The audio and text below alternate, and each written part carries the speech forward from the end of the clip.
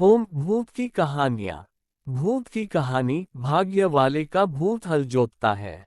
सुदूर एक गांव में मोहन नाम का पहलवान रहता था, जिसके पास 5 भैंसें थीं। दिन भर भैंसों की देखभाल करना और उनका दूध पीना ही मोहन की दिनचर्या थी।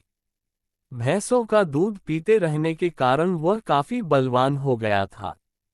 मोहन अपने बचाव और सहारे के लिए एक लोहे की छड़ हमेशा साथ रखता था। इस कारण कोई भी मोहन को एक बार देख लेता तो उसकी हृष्ट पुष्ट काया व शक्तिशाली शरीर को देखकर डर जाया करता था। मोहन का पूरी दुनिया में कोई नहीं था, तो उम्र बढ़ने के साथ उसे अपनी शादी की चिंता सताने लगी थी।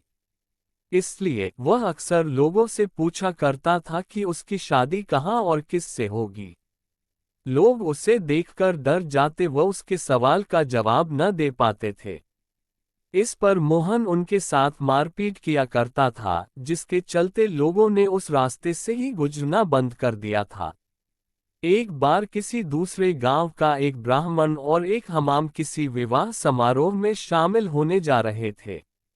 रास्ते में उन्हें मोहन मिल गया। मोहन ने ब्राह्मण को देखा तो उसने दोनों को अपने पास बुलाते हुए कहा कि आप तो मुझे ज्ञानी नजर आते हो, बताएं मेरी शादी कब और कहाँ होगी। इस तरह पहलवान का सवाल सुनकर दोनों ठिठक गए। हमाम काफी चतुर था, उसने सोचा कि अगर हम इससे बहस करेंगे तो इसके बल के आगे हमारा कोई मुकाबला नहीं। हमाम को एक तरकीब सूझी और उसमें दूर एक ताड़ के पेड़ की ओर उंगली से इशारा करते हुए कहा कि आपकी शादी वहीं होगी। हमाम की बात सुनकर मोहन फूला नहीं समाया और प्रसन्न होकर उसने अपनी 5 भैंसें दोनों को दान में दे दी और ताड़ के पेड़ की दिशा में चल पड़ा। उस ताड़ के पेड़ के पास एक महिला अपने पति व एक बच्चे के साथ रहती थी। उसका पति बड़ा ही धूर्त व आलसी किस्म का शख्स था और उसे बात बात पर झूठ बोलने की आदत थी। इस वजह से वह महिला अपने पति से बेहद परेशान रहती थी। काफी दूर तक पैदल चलने के बाद जब मोहन ताड़ के पेड़ के पास पहुंचा तो वह औरत घर के बाहर निकली। घर के आंगन में प्रवेश करते हुए मोहन लड़खड़ाकर गिर पड़ा और उसका एक हाथ औरत के गाल पर तमाचे की तरह लग गया। औरत को लगा कि पहलवान जरूर उसके पति को जानता होगा। अपने एक हाथ से गाल मलते हुए औरत ने पहलवान को अतिथि कक्ष में बैठने के लिए कहा और उसे जलपान कराने लगी। इतने में औरत का पति वहां पहुंच गया।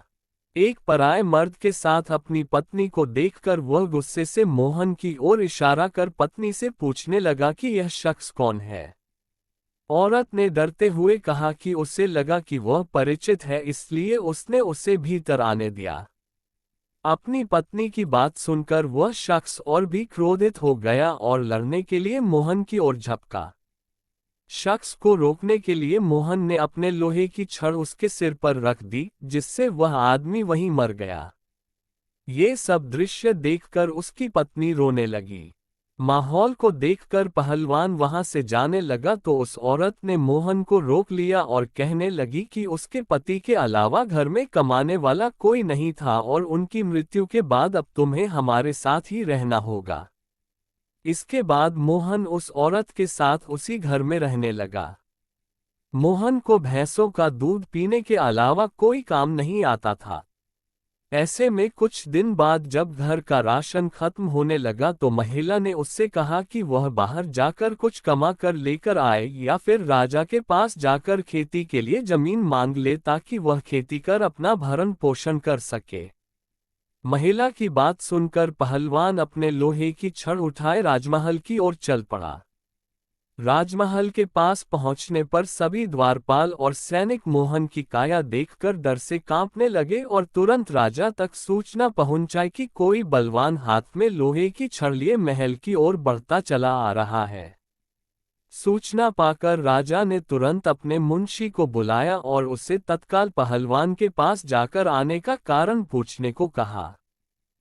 पहलवान मुंशी को खेती के लिए जमीन मांगने की अपनी विनती बताता है।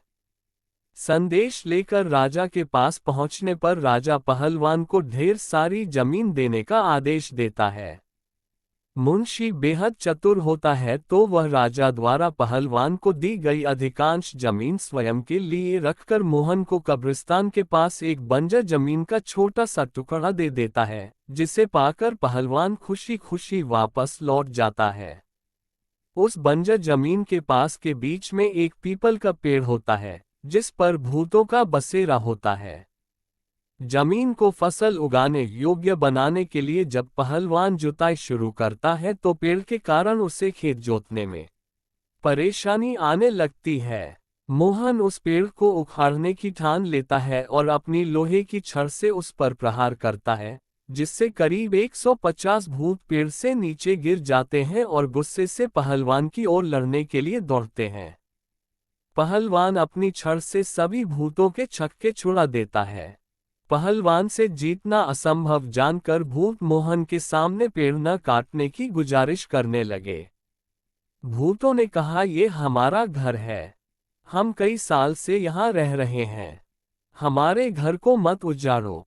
भूतों ने इसके बदले खेतों में काम कर उपज मोहन के घर पहुँचाने का प्रस्ताव रखा। मोहन को भूतों पर दया आ जाती है और वह उनका प्रस्ताव स्वीकार कर घर चला जाता है। इसके बाद से भूत समय समय पर पहलवान के घर हर फसल पहुंचाने लगे।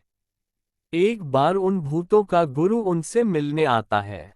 सभी भूतों को दुबला पतला व कमजोर देखकर वह उनकी दुर्दशा का कारण पूछता है।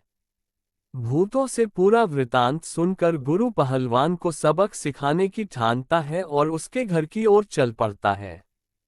भूतों का गुरु एक बिल्ली का रूप धारण कर पहलवान पर हमला करने की योजना बनाता है।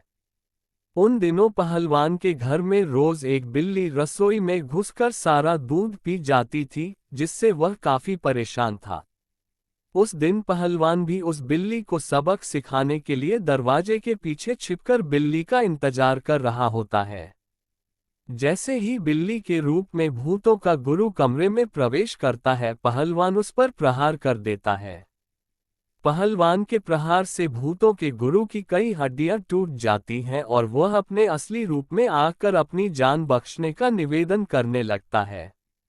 मोहन ने भूतों के गुरु को छोड़ने पर खुद के लिए सजा चुनने के लिए कहा। ऐसे में भूतों के गुरु ने कहा कि उसे बख्शने पर वह राशन की मात्रा दोगुनी कर देगा। भूतों के गुरु की इस बात पर कुछ देर विचार करने के बाद पहलवान उसे छोड़ देता है। पहलवान के घर से निकलकर भूतों का गुरु सीधे अपने शिष्यों के पास जाता है। शिष्यों के पूछने पर वह उन्हें पूरा वृतांत बताता है और कहता है कि अब से पहलवान के घर भेजने वाले राशन की मात्रा दोगुनी करनी होगी। कहानी से शिक्षा, अगर आपका भाग्य बलवान हो तो विपत्तियां भी अवसर में बदल सकती हैं।